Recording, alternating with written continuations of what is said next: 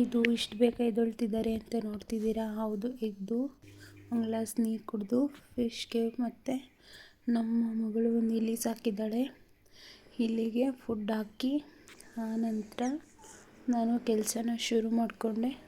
ಯಾಕೆಂದರೆ ನಾವು ಟೆಂಪಲ್ಗೆ ಹೋಗ್ತಿದ್ವಿ ಮನೆ ದೇವರಿಗೆ. ಸೊ ಹಾಗಾಗಿ ಬೆಳಗ್ಗೆನೇ ಎದ್ದು ಮನೆ ಕೆಲಸ ಮುಗಿಸ್ಕೊಂಡು ಬಾಗಿಲಿಗೆ ನೀರು ಹಾಕ್ತಾಯಿದ್ದೀನಿ. ನೋಡಿ ಎಷ್ಟು ಕತ್ತಲೆ ಇದೆ. ಇನ್ನು ನಮ್ಮದು ಒಂಟಿ ಮನೆ ಆಗಿರೋದ್ರಿಂದ ಸೊ ಅಕ್ಕಪಕ್ಕ ಮನೆ ಇಲ್ಲ. ಸೊ ಈ ರೀತಿ ಇದೆ ನಮ್ಮ ಮನೆ ಸೈಡು. ಸೊ ನೆಕ್ಸ್ಟು ನಾನು ಬಾಗಿಲೆಲ್ಲ ತೊಳೆದು ನಂತರ ಅರಿಶಿನ ಕುಂಕುಮ ಇಟ್ಟು ಸಿಂಪಲ್ಲಾಗಿರ್ತೀನಿ ನಾನು. ಅರಿಶಿನ ಕುಂಕುಮ ಬಿಕಾಸ್ ನಮ್ಮ ಮಗಳು ಇದ್ದಾಳಲ್ಲ, ಅವಳು ಎಲ್ಲ ಅರ್ಸಾಕ್ಬಿಡ್ತಾಳೆ, ಎಲ್ಲ ಕೆಡ್ಸಾಕ್ಬಿಡ್ತಾಳೆ. ಸೊ ಹಾಗಾಗಿ ಚಿಕ್ಕದಾಗಿ ಇಟ್ಟು ಆನಂತರ ಒಂದು ಚಿಕ್ಕದಾಗಿ ರಂಗೋಲಿ ಬಿಟ್ಟು ಆನಂತರ ಮನೆ ಕಸ ಗುಡಿಸಿ ನೆಲ ಒರೆಸ್ಕೊಂಡು ಅಷ್ಟರಲ್ಲಿ ಬೆಳಗಾಗೋಗಿ ಬಿಟ್ಟಿರ್ತು. ಈ ರೀತಿ ಕಾಣಿಸ್ತಾ ಇತ್ತು. ಸೂರ್ಯ ಆಗ ಮೇಲೆ ಬಂದುಬಿಟ್ಟಿದ್ದ. ಎಷ್ಟು ಚೆನ್ನಾಗಿ ಕಾಣಿಸ್ತಿತ್ತು ಅಂದರೆ ಆಮೇಲೆ ಹೋಗಿ ಟೀ ಮಾಡಿ ನಾನೆಲ್ಲ ಮುಗಿಸ್ಕೊಂಡು ದೇವರಿಗೆ ಪೂಜೆ ಮಾಡಿ ಆನಂತರ ಮನೆಯವರೆಲ್ಲರೂ ರೆಡಿಯಾಗಿ ಸೊ ನಾವಿವಾಗ ಮನೆ ಬಿಡ್ತಾ ಇದ್ದೀವಿ.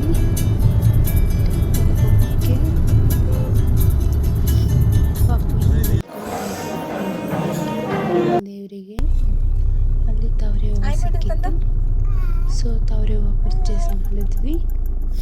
ನೋಡಿ ಎಷ್ಟು ಚೆನ್ನಾಗಿದೆ ಅಲ್ವಾ ವೆದರು.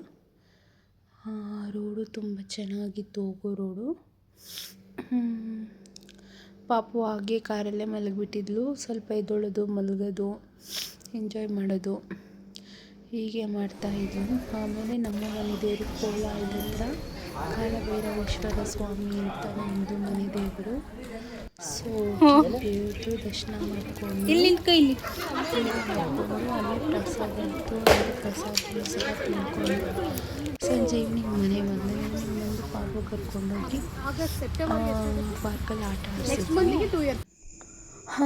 ಆಮೇಲೆ ರಾತ್ರಿ ಆಯಿತು. ಊಟ ಮಾಡಿ, ಅಡುಗೆ ಮಾಡಿ, ಊಟ ಮಾಡಿ, ಸ್ವಲ್ಪ ಈಚೆಗಡೆ ವಾಕ್ ಮಾಡಿ, ಟೈಮ್ ಸ್ಪೆಂಡ್ ಮಾಡಿ ನಾವು ರಾತ್ರಿನ ಮಲ್ಕೊಂಡ್ವಿ. ರಾತ್ರಿ ಹೀಗಿತ್ತು ನಮ್ಮ ದೇವಸ್ಥಾನದ ಬ್ಲಾಗ್. ಇಷ್ಟ ಆದರೆ ಲೈಕ್ ಮಾಡಿ, ಶೇರ್ ಮಾಡಿ, ಕಮೆಂಟ್ ಮಾಡಿ, ಪ್ಲೀಸ್ ಸಪೋರ್ಟ್ ಮಾಡಿ ಅಂತ ಹೇಳ್ತಾ ಇವತ್ತಿನ ಈ ವಿಡಿಯೋನ ನಾನು ಇಲ್ಲಿಗೆ ಸ್ಟಾಪ್ ಮಾಡ್ತಾಯಿದ್ದೀನಿ. ಬಾಯ್ ಬಾಯ್ ಗಾಯ್ಸ್.